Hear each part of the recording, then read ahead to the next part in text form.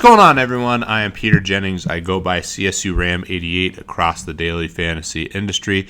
Back again at FantasyLabs doing a lineup review, and pretty pumped. You probably hear the excitement in my voice.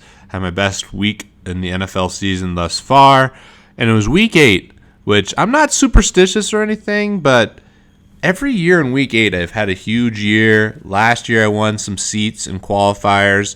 The year before that I had a 6-figure cash score.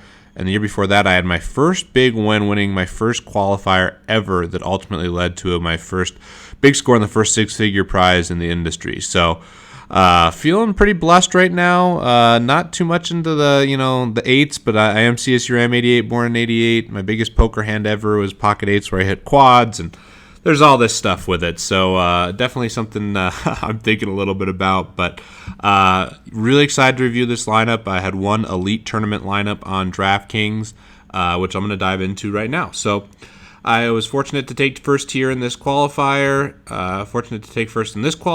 and then also won the Game Changer on DraftKings for $50,000. So really, really great week. FantasyLabs certainly helped me a ton, and I'm going to walk through why I picked every player. So let's go here to the Mega Q. I think the ownership percentages are the most interesting in the Mega Q. This is a $5,000 buy-in where 5 seats were awarded. So first place is great, but actually didn't even need it. No difference between me and Get Me a Brew here in terms of our prize. But if we're going through my roster, I had Drew Brees, low owned. He was 100 more than Phillip Rivers, and everyone was on Phillip Rivers, rightfully so. In my cash games, I'm going to talk about this a lot, difference between my main cash games and this tournament team, I went with Rivers, but I thought there was a lot of upside in Drew Brees. And one thing here, I'll talk about, I had Antonio Brown in a lot of lineups, including cash. And I didn't want to roll Antonio Brown and Le'Veon Bell in the same tournament lineup. So I had Drew Brees here. Didn't have Drew Brees, you're not winning tournaments, really. 511 yards, 7 touchdowns, just ridiculous. Only 7% owned, which is just so low. Again, I think the reason he was so low owned is because there's good options right around him, like Phillip Rivers. But Drew Brees at home, he's finally healthy. Had a great matchup against the Giants. I thought that was a great tournament play. And my favorite one. This is my main tournament lineup.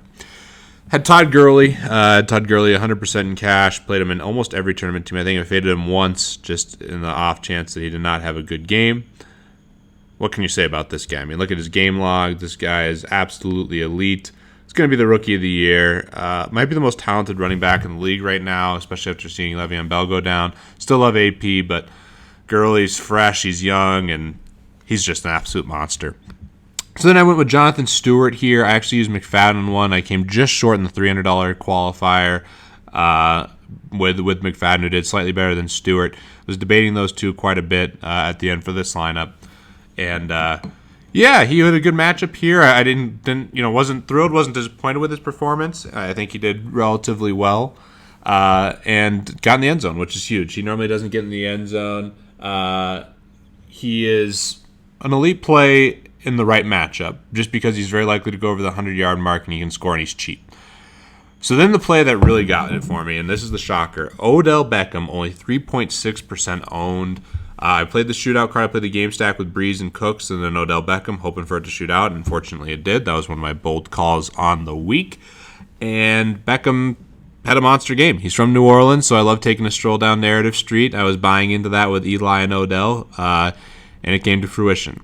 And Antonio Brown, I thought this was an elite play. Played him a ton in cash with Big Ben back. He goes from a 11, 12-point fantasy receiver to a 30-point average with Big Ben as his quarterback.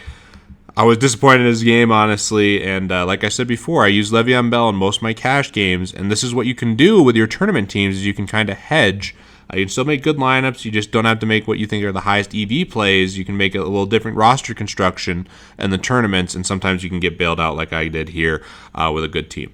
Then Brandon Cooks, I just thought he was a must-play. The Giants getting shredded against the pass. A lot of guys beat up in their secondary. Prince missed the game, and Cooks is, in my opinion, still the number one option in New Orleans. I love his talent, and Breeze is going to continue to look to him. Really wish that he got the bonus. I was getting a little greedy at the end. I thought that game going to overtime would be great for me. So, was a little disappointed it didn't go into OT, but I really do love Brandon Cooks. I think he's an elite play going forward as long as his price stays down. think that at home, Drew Brees is going to look to him a lot, and this is a really talented receiver with big play potential. Went with Crockett Gilmore here at the tight end. Didn't have a great game, but got in the end zone. I had Darius Green everywhere going into Week 8, and then the news of Antonio Gates happened, so I pivoted off him in a lot of spots. One of the pivots was Crockett Gilmore at 2,500. Wish I would have stuck Watson on this lineup, but I couldn't make it fit. I remember I was trying to with Cooks, Antonio Brown, Odell Beckham, and Drew Brees, and it just didn't work. So I went with Crockett Gilmore here. Ended up having a touchdown, which is what I needed, and I was fortunate that he scored for sure, because only 2 catches, 8 yards is not going to get it done outside of that. Then my favorite play of the week was Alshon Jeffrey overall. Played him in cash, played him in tournaments all over. 6,400, way too cheap. A lot of people are concerned about teams going up against Minnesota, and that's a rightful concern in general. Minnesota has been pretty good, but Xavier Rhodes, who was an elite corner in the past, is getting shredded. Adam Levitan tweeted out that he's one of the top 5 corners that have been exposed this year and have given up a ton of fantasy points and have been graded out poorly. So I loved Alshon Jeffrey versus him, and he's just going to get a plethora of targets with Jay Cutler at the helm. Cutler's going to try to squeeze it into tight windows, and obviously Cutler's not afraid to throw picks and to throw it up to his guys, and Alshon Jeffrey's clear of that. 10 catches, 116 yards, and a touchdown. Loved Alshon Jeffrey. Then I had the Raiders here as a total punt, 2,200. I had the Rams D and 100% of cash games, pretty much everywhere. I thought they were the total chalk play, but thought there was a little upside here with Oakland off the grain, and definitely when you're punting, you don't need them to have a huge game, and they're only 2,200, so that really worked out well for me.